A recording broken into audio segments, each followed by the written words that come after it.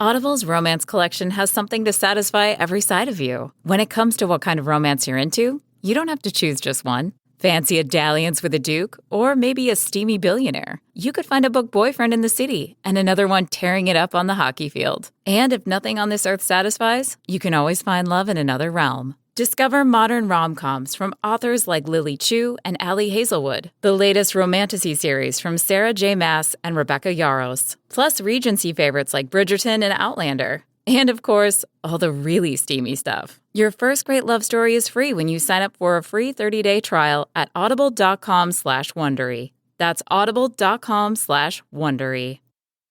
This episode contains conversations about disordered eating.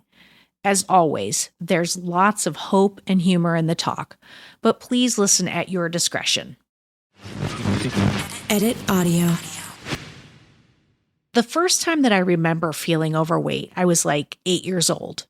Now, back then, you had to visit the school nurse for a physical before the school year started. And it wasn't some doctor's office appointment where you flip through highlight magazines waiting your turn. No, it was this long, winding snake of a line through the hallways of the school filled with tweens waiting to get their heart listened to before stepping on a scale. There was no privacy. There was no HIPAA protecting my tender little heart. There was just me in my boys' corduroy pants standing on a scale in front of all of my friends. And I remember watching the numbers. I remember Mike Rouse clocking in the 50s and Matt, whatever his last name was, in the 60s. And then I got on the scale. 8 years old, weighing in the 80s. And I couldn't deny the lovely symmetry of the numbers 880. I loved that. But I also couldn't deny that I was 25% heavier than all my friends. I could just feel the shame rattling around the inside of my chest as I stepped off the scale. No one said anything mean that I can recall. And, if I look back at the pics today, I was not overweight. But I just knew in the depths of my soul that I felt fat. And I knew for me, this was not okay. Hello, everyone. I'm Robin Hopkins, and this is Well Adjusting, where I talk to people about life stuff, but not in an NPR way. It's more like we're at the bar, having cocktails, getting into your business sort of way. It's giving drunk NPR. Oh, and producer Steph is here too. Hello. Today we chat, handing down body image issues. Ooh, hello, everyone. This is a topic that is just near and dear to my heart. And I have to be honest, not necessarily in a fun way, but it is something that has taken up a very big part of my life. We're talking about weight, gaining it, losing it, obsessing about it. And today, a lovely woman named Kait joins us, and she's going to talk about how her body image was shaped by her parents and their parents, and how she wants to be the one to break the cycle for her two daughters. So put down the Dextrim and let's hear what Kait has to say. How do I not screw up my daughters? Period. No. How do I avoid passing on body image issues to two girls? I think it's one of those things where you didn't realize quite how fucked up you were until you got older. And I think you think, no, everybody is this fucked up, right? Yeah. And to some degree, sure. But I think growing up, it wasn't until I was 8 or 9 that I realized I didn't like who I was, or I didn't like what I looked like. And then as I got older, there was just a lot of other people reminding me of that. Yeah. Right? Family members or? Yeah. So my grandfather would say something, oh, you better watch out or you're going to get fat like your aunt so-and-so. That's so nice to say to an 8-year-old. Right. And it was don't eat that, kid. You're going to get fat. And of course, his wife, historically had lots of issues with eating disorders and wonder why. And then as you get older, you kind of just start to internalize those things. Mm-hmm. I think I was like 18, and I remember I was in college and I like accidentally saw myself in a mirror, like in a bathroom mirror. That's the worst when you're not ready for it. And I've been avoiding mirrors, right? Like a vampire. I cannot be seen. They will steal my soul. Yeah. And I was like, oh man, I hate that person. I really hate the way she looks. She's fat and ugly. And then I just started crying on the public bathroom floor. Because I think I realized, like, I had gone through a moment in high school where I just stopped eating and loved the way I looked. Sure, right? sure. I was so skinny. I was never able to do that, by the way. I was like, my friend and I in college used to call each other the forgetful bulimics. We were like, you binged, but you never purged. We were like, it's fine. I'll get to that later. Should we get ice cream? Yeah. So I was like, I had this moment where I liked the way I look, probably like 2 years. And then I got to college, and I remember this moment where I started sobbing on some public bathroom floor, which is dirty and gross, but also just like realizing in that moment that it wasn't a phase that I wasn't going to like myself forever. Yep. I was like, I'm stuck. Yeah. Like this is forever. And like somehow also knew like no matter what I did, I was not going to like myself. Right. So I think at that point, it became so much like, okay, so this is Kait. Kait is constantly striving to be thinner, look different, have a smaller nose, change her hair, do something that'll make her happy. And she simultaneously knows it'll never happen. Yeah, it'll never work. Right. But like you keep doing it. Yeah. Yeah. So I think that is where I got to a point like at 18 where I said, okay, that's just who I am. Like, and it became my personality. The part you were saying, this is who I am, as in, forgive me, like I'm fucked up. You weren't saying this is who I am. I love my body. You were saying like this, like you were embracing like I hate myself and this is who I am. Right. And then you start making jokes about it, and it make really, the joke before someone else makes it. Right. Yeah. So it was going to be like I was going to be funny about it. Yep. And I was not getting out of it. Yeah. And that served me fairly well for the next like I don't know 15 years or so. Yeah. And then I had kids. Yeah. And I saw. Once my girls were probably like 3 and 6 and 4 and 7, that my mom had like tried to break the cycle. Interesting. So it is a generational thing. It's not just your aunt, it's your mom too. Oh yeah. So it's like, everybody in our family has had weight issues, men and women. And then my grandmother throughout my entire life and her sisters were all the kinds of people who talked about eating. Yeah. Yep. They all had really big families, so like 7 and 8 children. So they'd cook these humongous meals. Yeah, well, that was a way of showing love.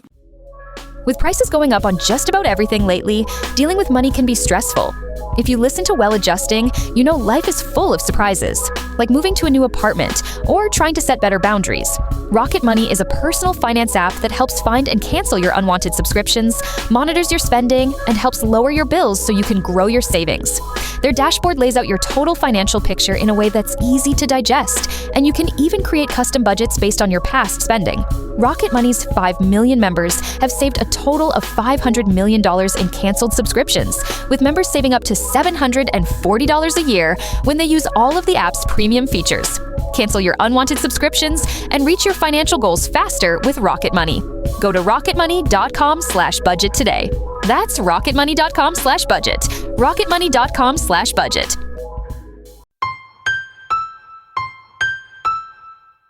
Are you scared or anxious about the state of bodily autonomy? Do you want to get involved in the fight? I'm Jenny Wetter, and I host the podcast Repros Fight Back. Each episode, I interview a guest about a specific topic across a wide range of issues, from abortion access to birth control to LGBTQ rights to abortion to gender-based violence to Project 2025. And did I mention abortion? We talk about what is happening around that topic and how you can get involved and fight back. If that sounds like your jam, make sure to check out Repros Fight Back on your favorite podcast platform.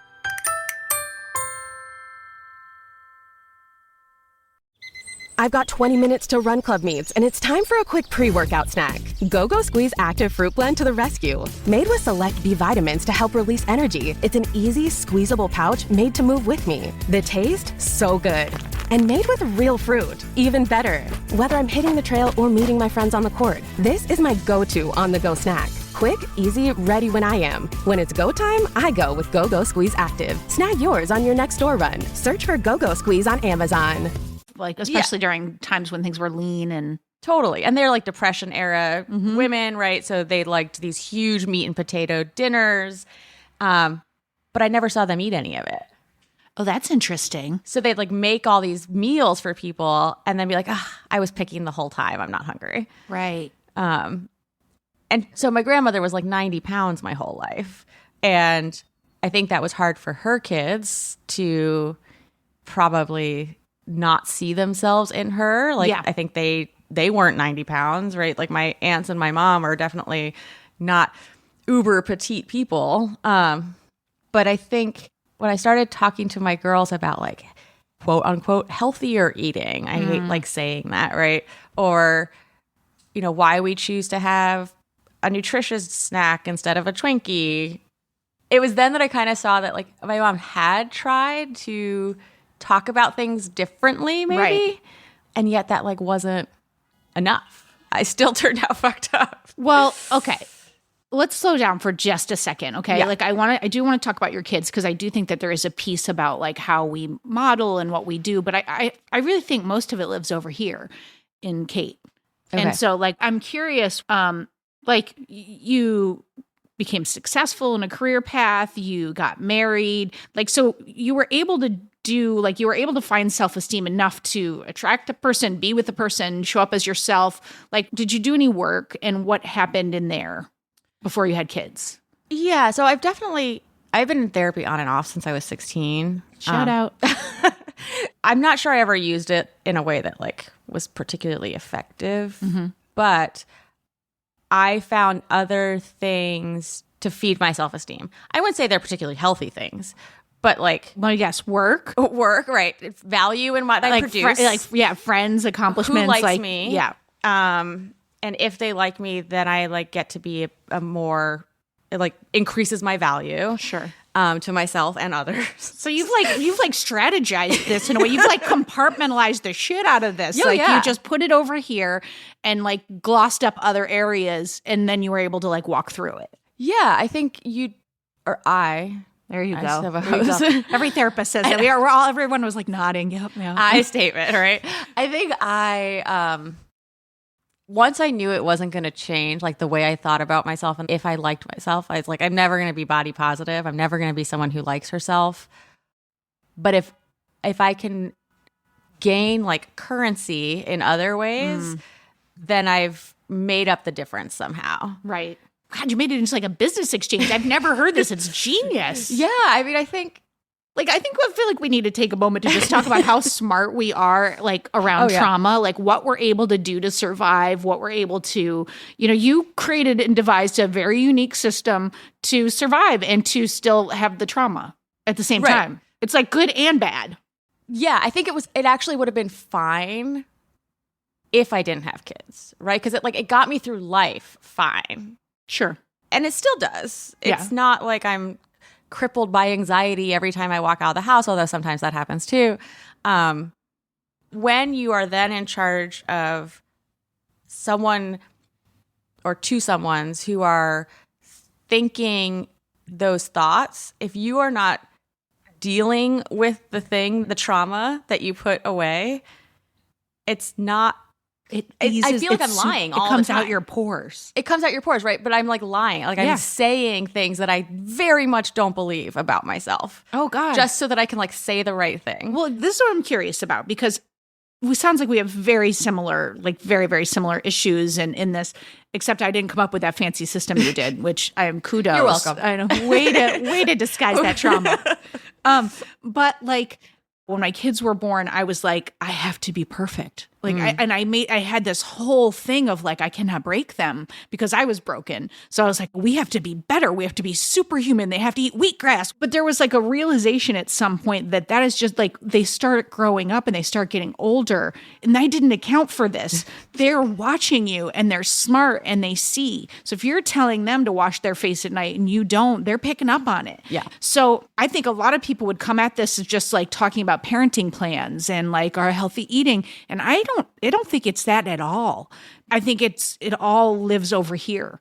I mean, I tried the parenting plans and Yeah. the healthy eating. Yeah, And it doesn't work. Yeah, like we talk about like nutritious snacks versus junk snacks. But even that is like qualifying food in a way that like becomes evil.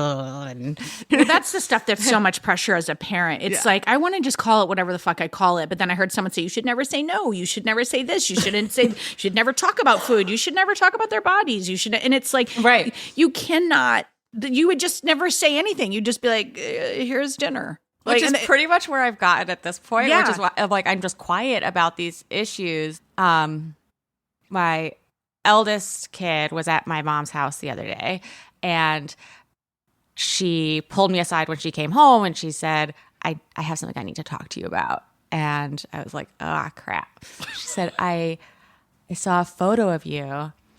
I didn't like the way you looked. Was it when you were like restricting? No, it was when I was about her age and I was round and in a tap dancing. I mean, it's a fucking hilarious photo. It's like red, white, and blue leotard, jazzy, like white gloves. And I was just like a weird looking kid. I mean, I had buck teeth. Yeah. I was overweight. I had frizzy hair. I wasn't like the most You at attractive. your best. Right. But of course, my mom, every mom's like, I love you anyway, and has this picture framed. So, so then she started sobbing. She said that she felt bad, like she was hurting my feelings by not liking the way I looked. Holy shit, this is so I was layered. like, you didn't even have to tell me about it. I wouldn't have known. Things would have been great if you kept this to yourself, kid. But also like, how messed up is it just like even thinking that I don't like the way someone looks because they're larger bodied?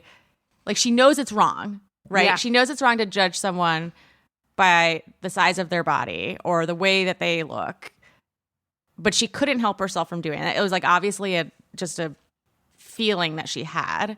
Well, and it could have been so much more layered. You know what I mean? Sure. It could have been about like, that's maybe what I'm going to look like. That's Well, like, so then there's- that's what happened. I was Yeah. like trying to get to the bottom of it. And she said, that's how I look. And I was like, no, actually, you don't look like that at all. And it's okay not to like the way I looked there. And I was like, I just started spewing all those like aphorisms Yeah. that you think you're supposed to say. And she said, I don't like my belly and my thighs touch. And we like started. I was like, God, it starts so it's fucking so early. young. She's 8. And so at that point, yeah, I just started lying a lot. And I was like, I love how strong my body is. And I love that it can help me do things. And what does your body help you do? Appreciate your body. It got you here and where you are. Oh. Totally. And I mean, I'm sure she's like, mom's full of shit, Not Like, yet. Not yet. Maybe soon. Maybe. I don't know. She can see that I get dressed like 7 times in the morning before I walk out the door.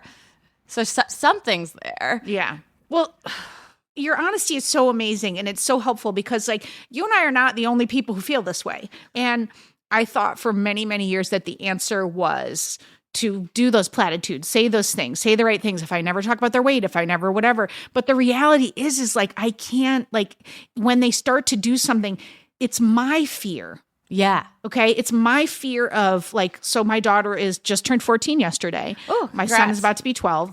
And neither of them are like stickly skinny, but they're not like wildly overweight. But I'm watching their sugar intake. I'm like, and with everything that they do, I'm like, are they going to become addicts? Are they going to become this? Are they going to become? So the pressure. So Because it's a train track, right? It's Yeah. like if It only goes in one direction. It only goes in one direction. You can't get off. yeah, my family is riddled with alcoholism. It's only going in one direction. Do I think that they can't hear me sigh? Like they can hear and see all of that. They can feel my fear. And what I'm trying to do, and it's in all caps, is 2 things. And I want to hear your thoughts about it. Is 1, give up the idea of who they become.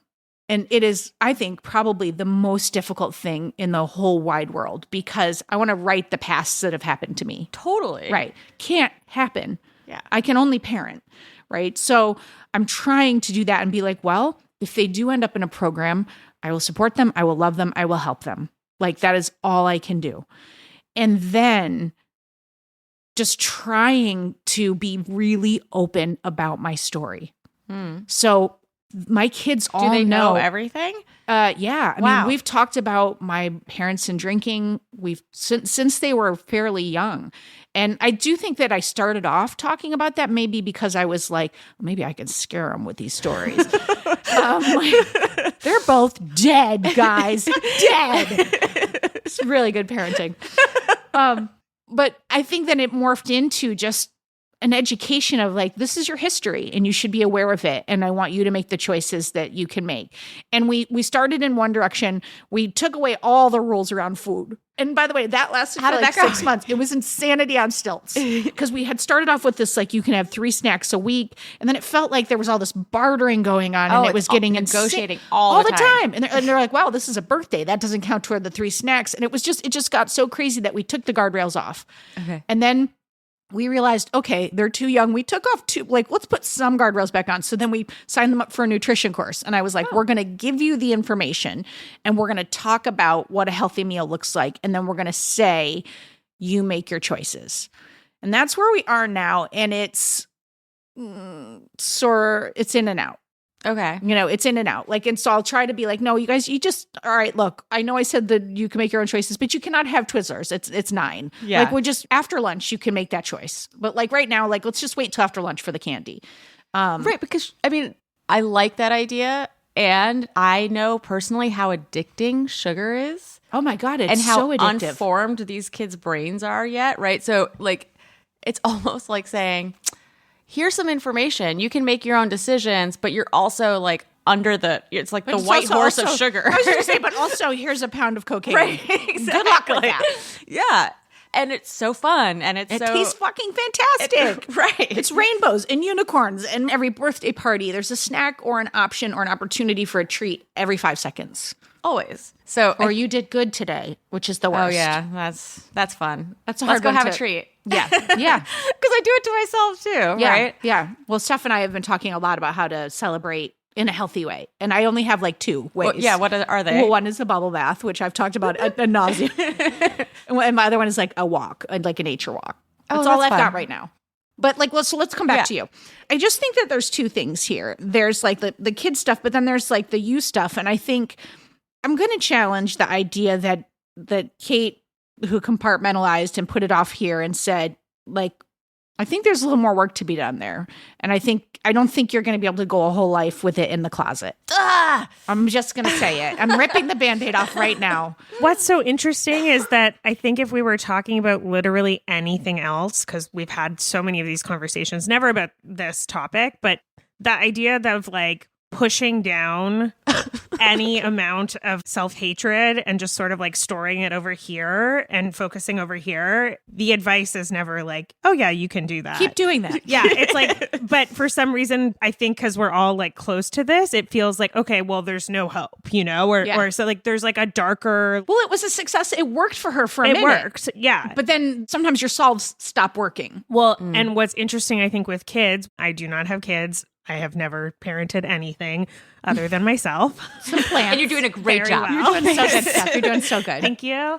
But I remember being a kid and I remember my parents would tell me things and I would be like, okay, but you're telling me that, but you're acting different. Yeah. I think that could be potentially more traumatizing to a child than 100%. actually putting some of the fear in them of this is a shitty quality about me and I don't love it, but it comes out every once in a while, because it sort of distorts your memory of your parent, and it makes you not trust your parent. And I think that's what's interesting about the giving them the meal plan or whatever.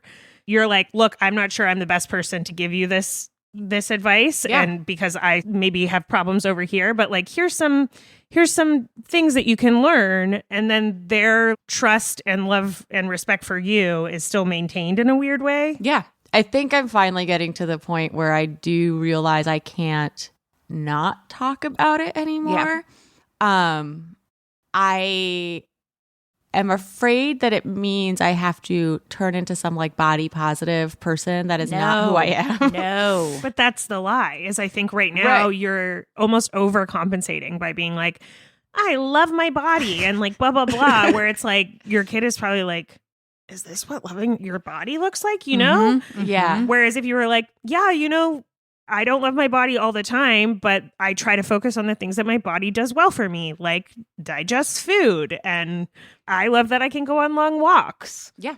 Not so much right now because I have a broken ankle, but But I think that what you're saying is a really good point, Steph. And I think that the idea that you're going to just like the success is that you'll love your body. Those of us who have not liked our body for many, many, many, many years, that is not going to be an encouragement. It's just not. Well, it feels impossible. And I think like, fuck it, just move that over there. Put that in the closet. This idea that you're going to love your body. Let's just deal with that later. You got to just start right at the trauma of just what do you need to support you and to start to, like, I go to OA, to Overeaters Anonymous, and I do mostly just like call-in meetings when I do, and I know I need to be on a food plan. And like during COVID, I was not, and I was more angry. And starting, I don't know, maybe the top of the year, I got back on my food plan, and I try not to approach it about losing weight. Of course I do. I can't not think that way, but I'm just approaching it about being on my food plan. But here's the reason I'm saying this. We went on vacation last week, and it was the very, very first time in my life that I remained on a food plan during a vacation, ever. Like, I just have never been able to do it. And it was like, I'm not even going to try to lie. I was white knuckling some moments. Like, there were some moments where I was like, I don't need that bread. I was like, this is not good for me. It was like, but I was like, I had planned for it all. I had gone into it knowing it was going to be an all-inclusive and that I love Rum Punch and I was going to like have my thing. And I brought in exercise and activity. But my whole point of sharing all this is that my son, he'd be like, well, why can't you have this cake? Like, they had birthday cake last night and I didn't have any. And I said, I just can't. I said, when I have that cake, I will then want 47 more cakes. That's the way it works for me. And I'm really honest about it. And so I just try to talk to him about him in particular, because I think he's like me. So I try to talk about like, all right, well, I'm looking at my meal holistically. Half my plate's a salad, so I'm going to look for a protein, and then I'm going to have a carb. And on the vacation, he was like, well, what's that? And I was like, well, I'm eating an egg white omelet. And he said, that's interesting. He said, what's in it? And I said, it's peppers, onions, whatever, And he's like, I'm going to go try one.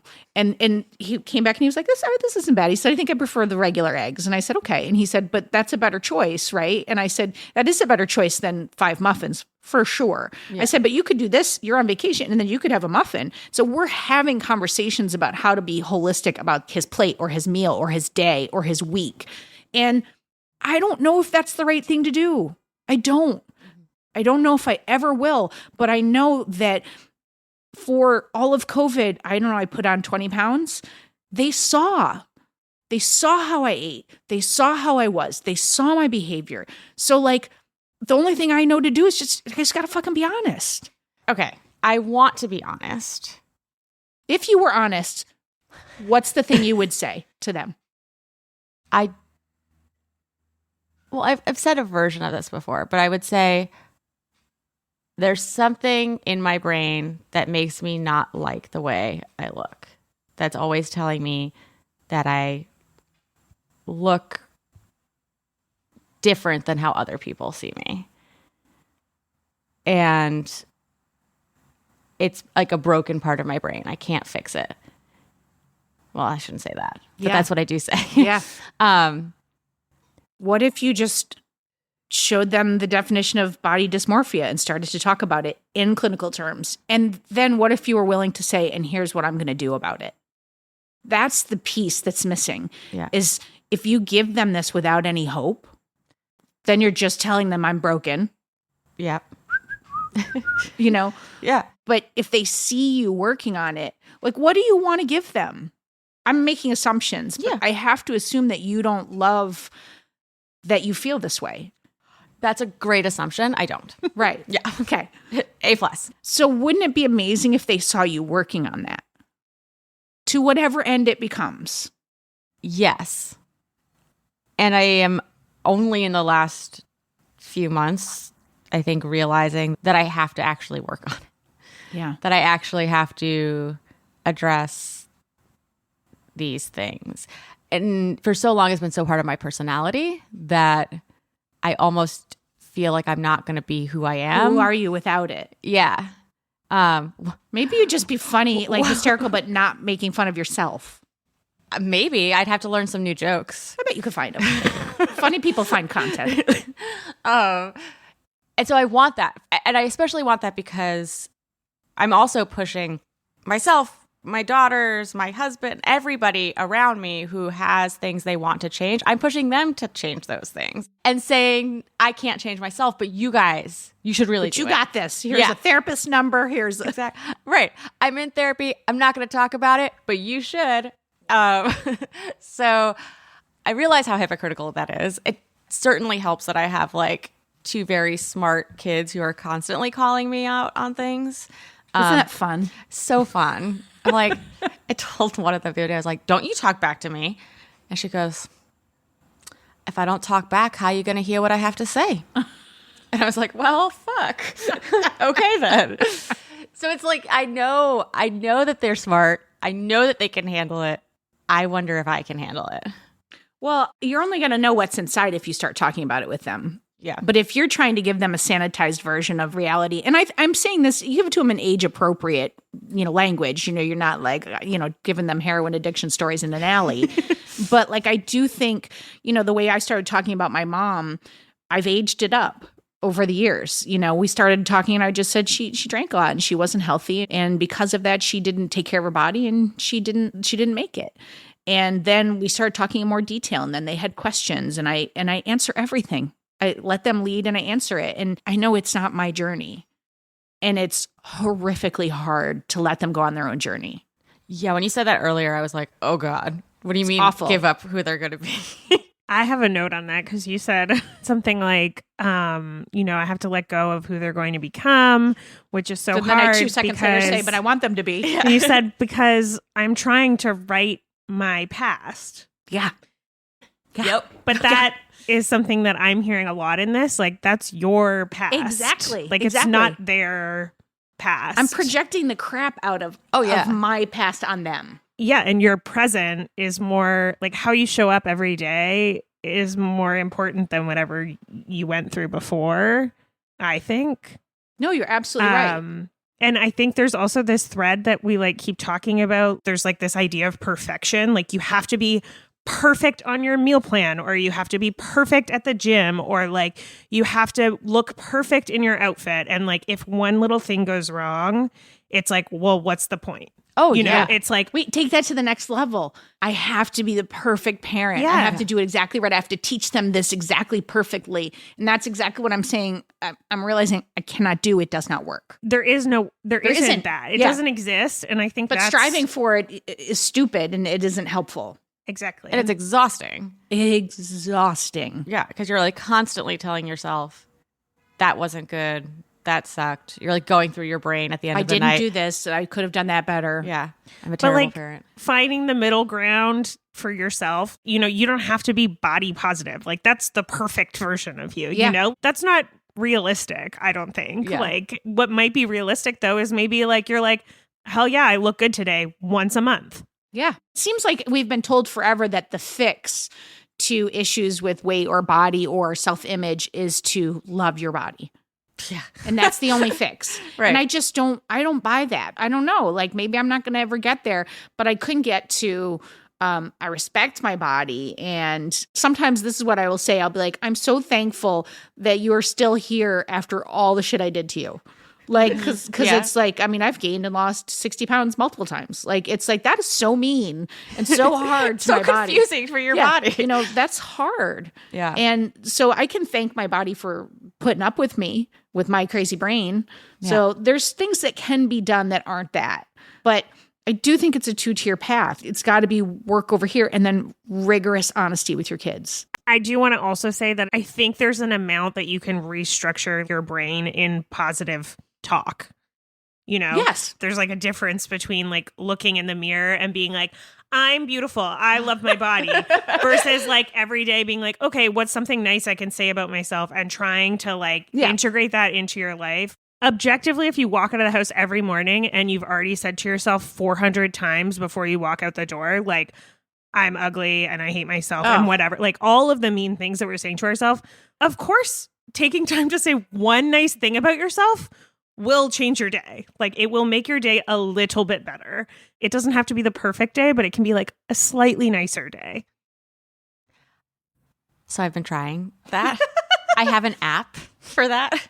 Oh, nice. Well, I'm trying to build certain habits, right? Like I want to write for 10 minutes a day. I want to do all these things.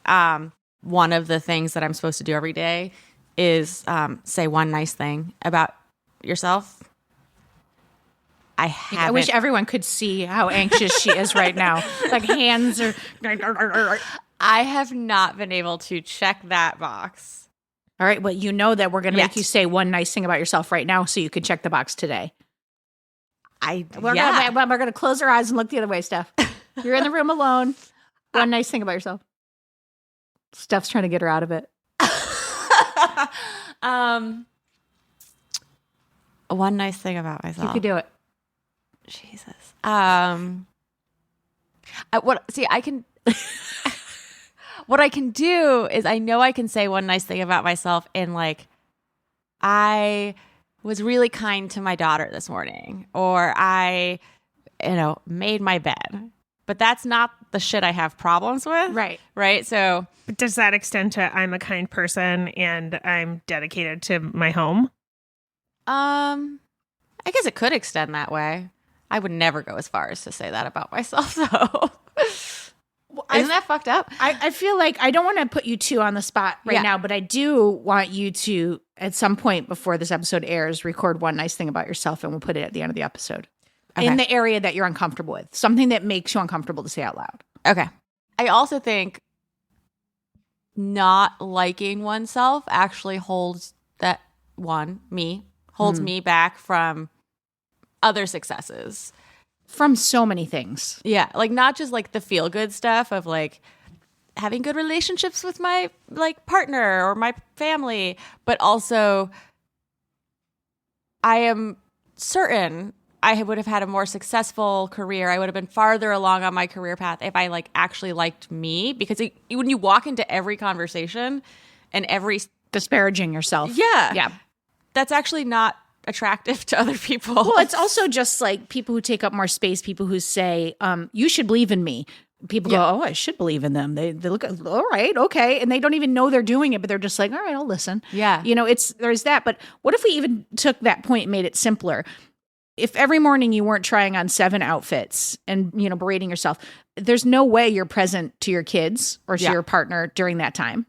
Because you are too busy looking in the mirror telling yourself you look horrible. Yeah. I could be doing something fun for myself. Right. You could be being connected with your kids. You could be, talking to your husband about what you're going to do later. You could be like, there's a million things you could be doing. Yeah. You could be taking a bath with lights. Yeah. I could be writing by 10 minutes a day.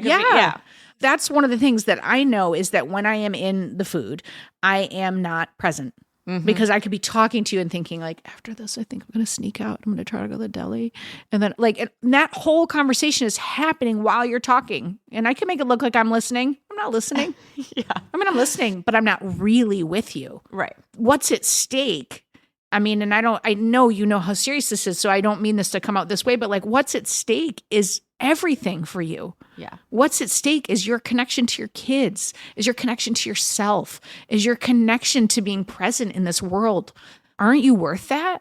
Like working on this and having these honest conversations with your kids? You are. You're a powerful and fantastic lady. There's huge stakes right here.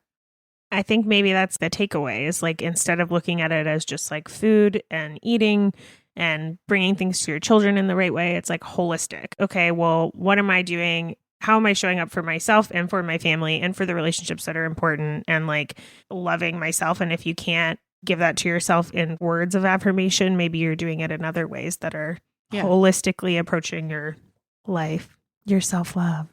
Yeah. I think there's also perhaps an opportunity to change. Like, yes, it's about me, but I also think, I don't know, people who have like these kinds of like either body dysmorphia or even OCD and like control things, sometimes having an external reason is more motivating. So in my mind, if I think about like breaking a cycle that has lived for generations, like, isn't that worth it? Yeah. Right. Even if maybe I'm not Even if it's just a little bit better. But if I can see it externally first, sometimes that helps. Yeah. To me, that's like motivating, but it's also like a lot of pressure because then, like, what if you don't break it? Did you fail then? No. Because you made it better. Obviously. You made it better. Right. So, like, making the generational trauma a better. little less. Yeah. One's like, if my Chipping kids are away. a little bit better than I was, then I won. Yes. Yeah. I do have to say, I think the funniest thing about this entire episode is that Steph brought muffins and that they've been sitting on the table the entire time will we take record. them with And I me. think that's hilarious. Well, I will also say I have been looking at them the entire time they've been there. And like considering if I will be having one or not. And like how exhausting is that, right? That's just exactly it. And I think that's a motivator, is to have some of that space back in your brain. I can say one nice thing about myself. You can say it right now? Go. I can say one nice thing about This myself. is a great way to end. I really like the color of my eyes. Oh. Oh, Let's all see 'em. right. They're like greenish blue. Oh, yeah. They're beautiful. Thank you. Gorge. Also, love your glasses. Thank you. Yeah, I guess the eyes can't see very well, but man, they're pretty. See, there we go again. So you did it. All right, I love it. Our work here is done. Okay. Yeah, I think we perfect. solved it. We fixed Amazing. it. Yeah. Robin, do you know your shirt says fat on it? I know. It says fat ass. With my sister, it's a winery. My sister sends it to me, and I think it's the funniest teacher ever. This is the subliminal episode. I'm literally looking and I'm like, that can't say fat. Does that say fat?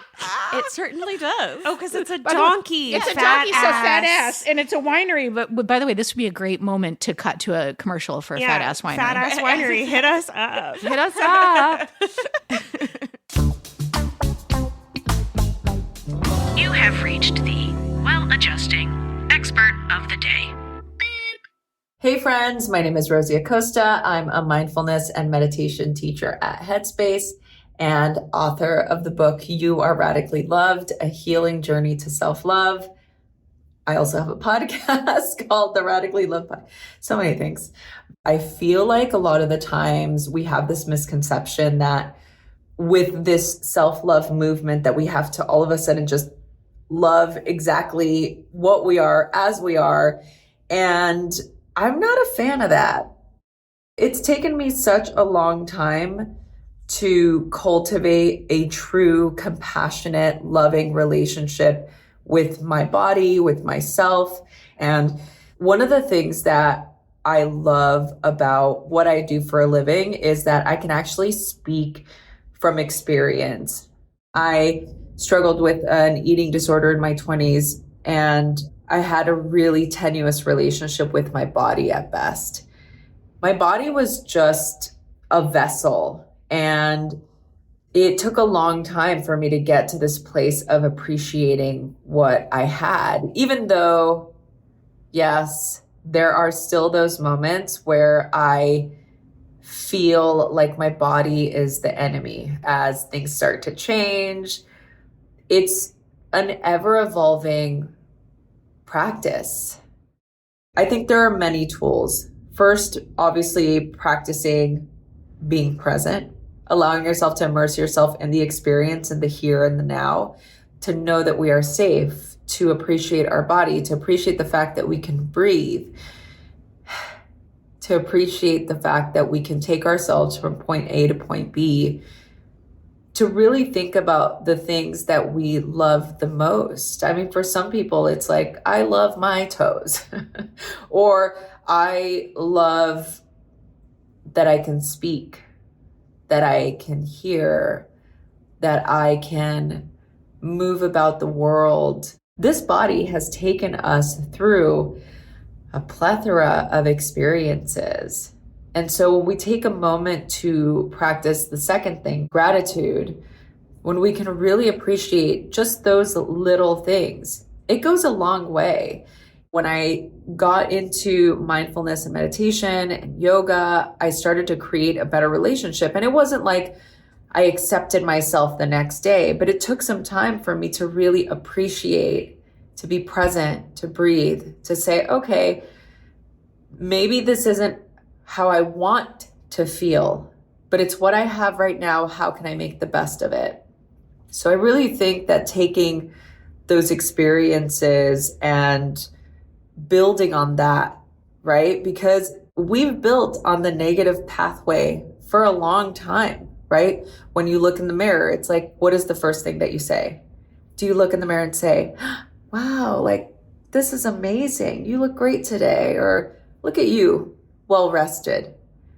We don't do that most often. Most often it's the, or I've got wrinkles, or I need to moisturize my skin. Whatever it is, negative pathway. That's taken a long time to build. So how do we habituate ourselves to a more loving, compassionate, more connected pathway? We have to start little by little. The moment that you look in the mirror and you feel that impulse or that reaction of negativity, just turn it right around. Just turn it right around. Allow yourself to have that moment. Yes, absolutely. But also take that time, take that opportunity to say, and I'm grateful for X, Y, and Z. The last thing that I will say is self-compassion. Now, this is a really big practice for me, to give myself the space to have whatever experience I'm having and not judge it. Don't judge yourself. Allow yourself to have whatever experience you're having, and know that in order to create sustainable change, you need to allow yourself to just take it one beat at a time, one turnaround of a comment at a time, one breath at a time.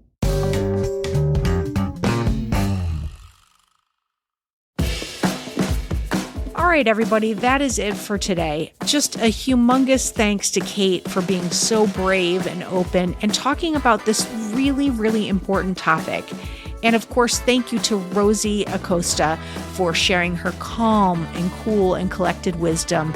And I am telling you, go check out Rosie's podcast, Radical Love, or her book, You Are Radically Loved.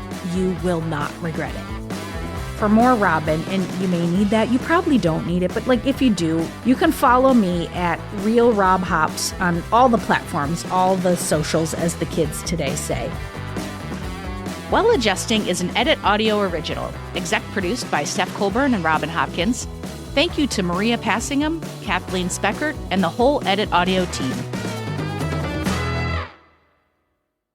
Oh, hey, before you take out those AirPods, this show is just for entertainment. If you are in need of help, please, please, please reach out to a professional. Go ahead and get that help. You deserve it.